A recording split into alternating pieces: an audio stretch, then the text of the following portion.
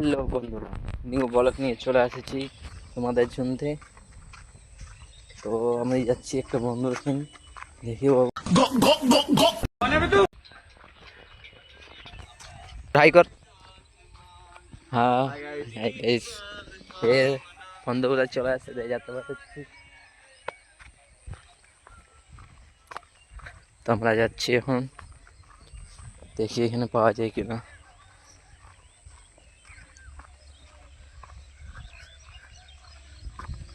দু তিনজনকে দেখাচ্ছে, দেখতে পারেন এখানে কি করছে, এটা দেখার জন্য তো যাচ্ছি আমি। দেখি কি করে। বন্ধুরা আড্ডা মারছে মনে হচ্ছে সকালে, তখন বলতে নেই। রোহিত